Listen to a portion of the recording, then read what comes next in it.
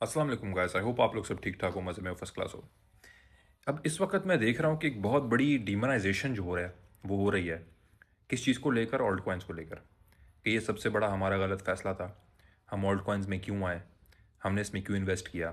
Alt coins के बारे में जिसने भी कभी बात की उसने बहुत ही गलत काम किया। मैं आपको सिर्फ एक बात से आगाह कर दूं जो शायद आपकी आंखों से गुजरी हो, लेकिन इस चीज़ के ऊपर किसी ने बात नहीं की, कोई बात नहीं कर रहा, कोई करना नहीं चाह रहा। और ये चीज़ साइलेंटली हो रही है तब जब ऑल्ट कॉइन के खिलाफ इतना बड़ा प्रोपोगंडा क्रिएट हो रहा है और प्राइस सप्रेशन उसके खिलाफ हो रही है और एक्सचेंजेस के ऊपर बनाई हुई है। फियर इंडेक्स को 5 पे लेके आए हैं, लेकिन बिग मनी क्या कर रही है? वॉल स्ट्रीट चलाने वाले क्या कर रहे हैं? इन्होंने क्या फैसला किया है? इनकी मूवमेंट क्या है? ये मैं बताता हूँ आपको। बाइनेंस खोलो, अपनी एक्सचेंजेस खोलो, उसके ऊपर देखो कि टेस्ला, माइक्रो स्ट्रैटेजी, बड़े बड़े जो स्टॉक्स हैं, बड़ी बड़ी जो कंपनीज हैं, एमएनसीज हैं, जो ब्लू चिप हैं, जो एआई बेस्ड कंपनीज हैं, जो टॉप 10 कंपनीज के अंदर आती हैं इस पूरी दुनिया की वॉल स्ट्रीट के ऊपर, देखो खुद कि उनके टोकनाइज्ड स्टॉक्स लॉन्च हो रहे हैं, हो चुके हैं और होने वाले हैं बाइनेंस पे और डिफरेंट एक्सचेंजेस पे क्रिप्टो वर्ल्ड में। और ज़रा सर्च करो कि टोकनाइजेशन किस ब्लॉकचेन के ऊपर हुई है। कई की टोकनाइजेशन जो है वो इथीरियम की ब्लॉकचेन ERC20 के टोकन के तौर पे वो पेश हो रहे हैं। इथीरियम का विटालिक कहता है कि मुझे यूज़ केस नज़र नहीं आता क्रिप्टो का। आपको लगता है कि विटालिक को ये मालूम नहीं है? जब मेरी नज़र से ये चीज़ गुजरी है तो ये होने से साल पहले विटालिक को पता होगा कि मेरी ब्लॉकचेन के ऊपर स्टॉक एक्सचेंज आ रही है। अब आप सोचो नैस्डैक पोल्का डॉट की ब्लॉकचेन को यूज़ करते हुए अपने टिकर को लॉन्च करे बाइनेंस पे, मैक्सी पे, बिल्कुल इस तरह जिस तरह गोल्ड ने और सिल्वर ने किया हुआ है। और हमारे सामने गोल्ड एंड सिल्वर के और मजीद बायर्स आ चुके हैं जब क्रिप्टो की दुनिया के अंदर उसकी एडॉप्शन हुई है। बीएनबी का इतना पंप होना क्यों हुआ है कि 1500 के करीब बीएनबी आया था, 1000 से ऊपर बीएनबी गया। वाई? क्योंकि बीएनबी की ब्लॉकचेन भी यूज़ होगी और हो रही है। अब यहाँ पे इथीरियम की जो प्राइस है 2000 से नीचे, मैंने हमेशा इसको कहा है कि बहुत बड़ा स्टील है। ये ऐसे है कि जैसे आप इथीरियम चोरी कर रहे हो। 2000 से नीचे खरीदना ये ऐसा है, इतना डिस्काउंट है ये। क्यों? आ रही है ना स्टॉक एक्सचेंजेस पे। टोकनाइजेशन ऑफ वॉल स्ट्रीट अब हो रही है।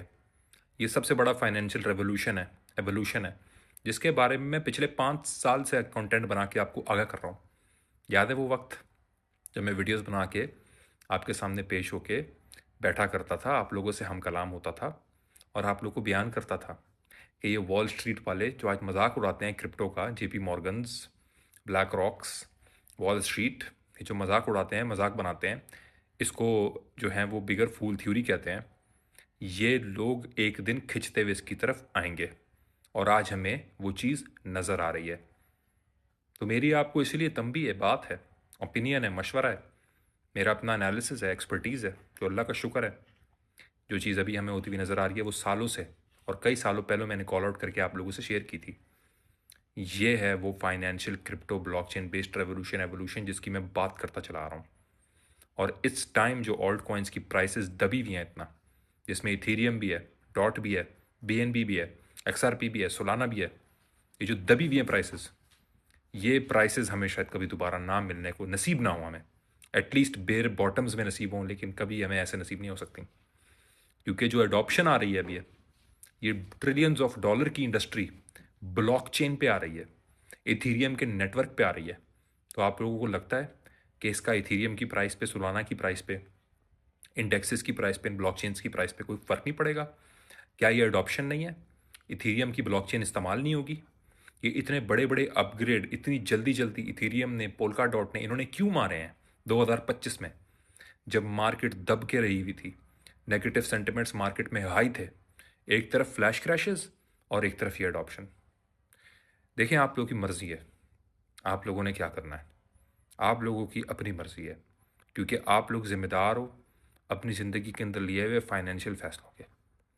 जो चीज़ मुझे नज़र आ रही है, जो अडॉप्शन, जो फंडामेंटल बिहेवियर मुझे मार्केट का नज़र आ रहा है, ये कह कुछ रहे हैं, कर कुछ रहे हैं। अगर बाइनेंस इतना बुरा था जो पिछले साल अमेरिकन गवर्नमेंट इसके खिलाफ जा रही थी, CG को पकड़ रही थी, बाइनेंस को कह रही थी कि ये गलत मनी लॉन्ड्रिंग में यूज़ होता है, दूसरी चीज़ों में यूज़ होता है, आज उसके ऊपर वॉल स्ट्रीट अपने टिकर लॉन्च कर रहा है, स्टॉक्स आ रहे हैं उसके ऊपर टोकनाइज होके। ये क्या माजरा है? कहते कुछ थे और हकीकत में करते कुछ है। ये नहीं देखो कि बिग मनी कह क्या रही है, ये नहीं देखो कि आज ये क्या कह रहे हैं इस क्रिप्टो ऑल्ट कॉइन के बारे में, ये देखो कि ये कर क्या रहे हैं। और इसी चीज़ से बैंक्स जो हैं उनकी भी जो है वो हवा टाइट हुई हुई है। लेकिन वो भी अनकरीब अपने आप को ब्लॉकचेन रेवोल्यूशन के आगे गिव अप करके अपने ट्रिलियंस ऑफ डॉलर्स इसी इंडस्ट्री की तरफ लेकर आएंगे।